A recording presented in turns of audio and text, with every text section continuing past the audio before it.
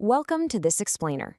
Have you ever actually stopped and thought about how utterly chaotic the world would be if we all just relied on our own personal, subjective perceptions for everything? It'd be a mess, right? Today, we are going to unpack the fascinating journey of how humanity escaped that trap, moving from personal guesswork to the kind of global, absolute clarity that makes modern science, and honestly, our entire modern world, possible. Okay, here is our roadmap for today. First up, we'll look at the problem with guessing. Then, we'll cover the power of precision, followed by keeping experiments fair, and finally, we'll wrap up with the universal language of metric.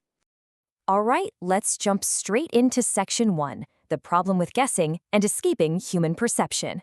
So, we obviously rely heavily on our senses every single day just to navigate the world. But when it comes to communicating exact facts, words like big or far or heavy are actually kind of useless. They just don't hold up under scrutiny. I mean, think about it. How big is really big?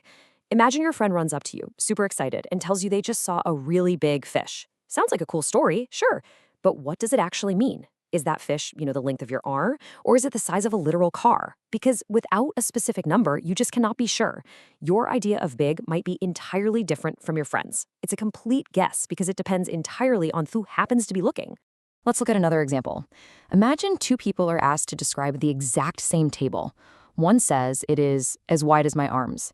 The other says it is 92 centimeters wide. Now, which one of those is actually useful to someone who isn't standing right there in the room with them? The phrase, as wide as my arms, is completely subjective.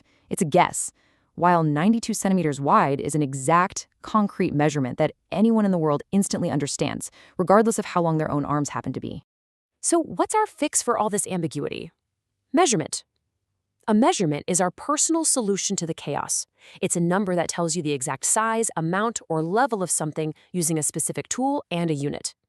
It's absolutely crucial because it's the ultimate method for dragging us away from wild guesswork and firmly into the realm of exact, undeniable sizing. And that brings us to this incredibly elegant little equation. Number plus unit plus tool equals measurement. Every true, useful measurement requires this simple but powerful formula to actually work. You need the tool to capture the physical reality, the number to quantify it, and the unit to give that number actual meaning. If you drop even one of these pieces, the whole shebang just falls apart. Moving right along to Section 2, the power of precision, and going beyond the guess.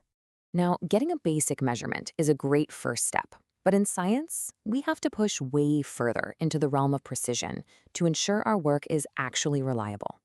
Precision is how exact and careful a measurement is, giving you a clear, repeatable number. And listen, this isn't just about being a perfectionist for the fun of it. Actually, it's about generating a number that is perfectly repeatable by someone else. If you use a tool properly and carefully, your measurement isn't going to fluctuate wildly every time you or a colleague takes it. So, precision helps scientists in two really vital, practical ways. First off, comparing results directly.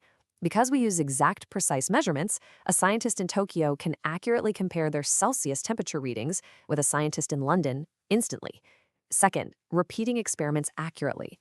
By writing down highly exact measurements, someone else can follow those exact same steps to see if they get the same result.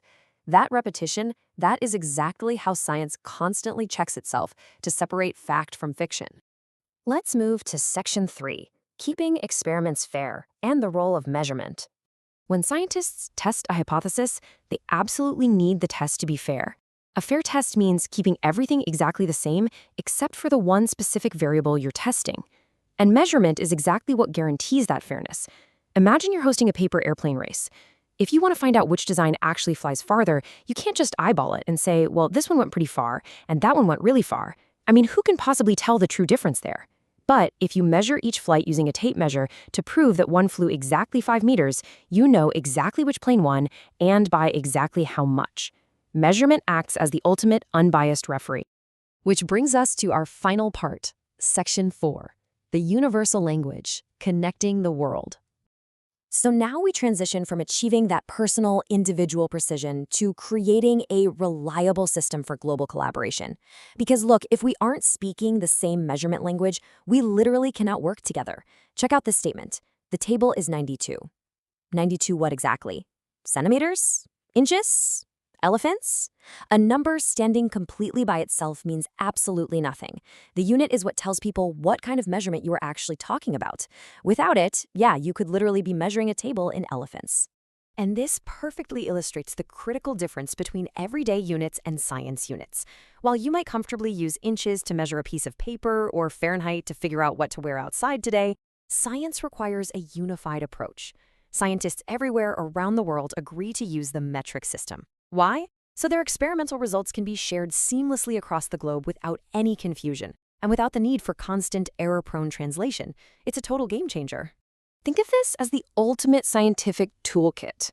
It expands on basic concepts to give us a complete language for measuring the physical world.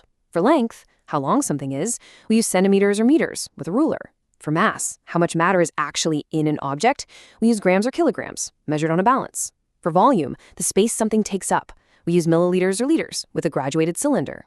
And for temperature, we rely on degrees Celsius and a thermometer.